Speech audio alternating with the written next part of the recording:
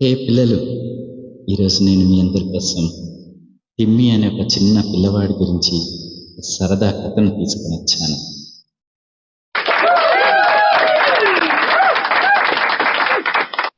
Timmy ఒక చిన్న పిల్లవాడు. ప్రతిరోజు పాఠశాలకు వెళ్ళడం మరియు కొత్త విషయాలు నేర్చుకోవడం టిమ్మీకి చాలా ఇష్టం. కానీ ఒకరోజు అతను చాలా అనారోగ్యంతో లేచాడు. మార్నింగ్ చాలా సిక్గా ఉన్నాడు, లేజీగా ఉంది. అది గమనించిన వాళ్ళ మమ్మీ అతనికి చెప్పింది, టిమ్మీ ఈరోజు నువ్వు పాఠశాలకు వెళ్ళొద్దు, ఈరోజు విశ్రాంతి తీసుకోమని చెప్పి. టిమ్మీ వెంటనే వాళ్ళమ్మ ఎప్పుడైతే పాఠశాలకు వెళ్ళొద్దు అంటుందో చాలా బాధపడుతున్నాడు. ఎందుకంటే టిమ్మీకి ప్రతిరోజు పాఠశాలకు వెళ్ళడం అంటే చాలా ఇష్టం, వాళ్ళ ఫ్రెండ్స్తో గడపడం అంటే చాలా ఇష్టం. టిమ్మీ అనారోగ్యంగా ఉండడం వల్ల 1-2 రోజులు పాఠశాలకు వెళ్ళడం మానేశాడు.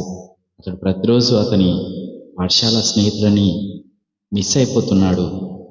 ఆ విధంగా స్నేహితులని మిస్ అవ్వకపోవడం టిమ్మీకి అస్సలు ఇష్టం లేదు.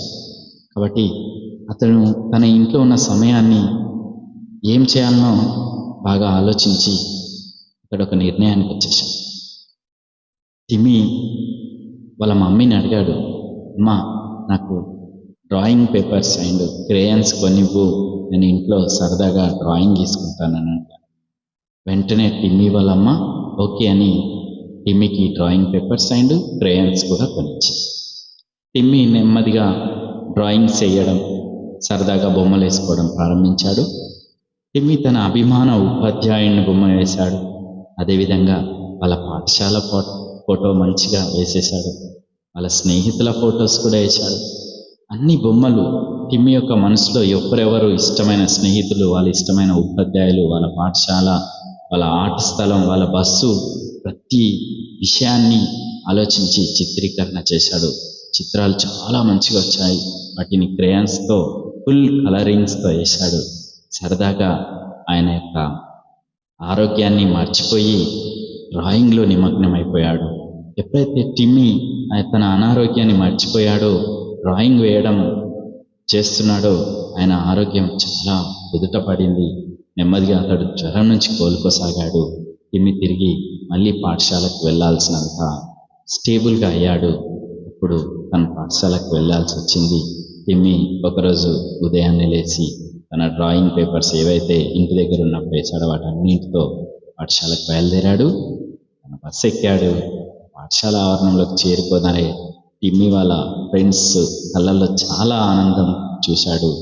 టిమ్మీని అడిగాల వాళ్ళ ఫ్రెండ్స్, రే టిమ్మీ, నువ్వు 4 days నుంచి స్కూల్కి రావట్లేవు, ఏమైపోయావో అంటే టిమ్మీ చెప్తున్నాడు, అరే నాకు బాగా జ్వరం వచ్చింది, నేను ఇంటి దగ్గర ఉన్నాను, కానీ మిమ్మల్ని మిస్ అవ్వడం నాకు అస్సలు ఇష్టం లేకుండా ఉండింది.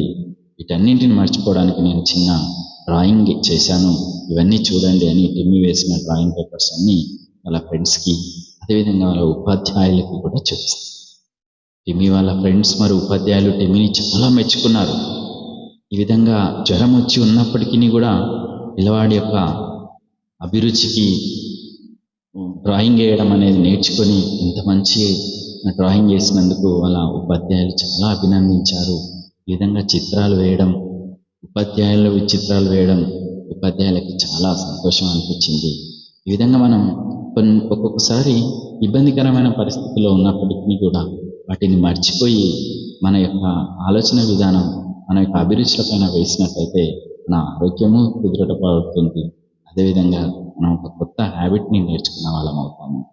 ఓకే ఫ్రెండ్స్, మీకు ఈ విషయం అర్థమైందనుకుంటా. బాయ్. మరిన్ని కథలతో మళ్ళీ మనం కలుద్దాం. Bye bye.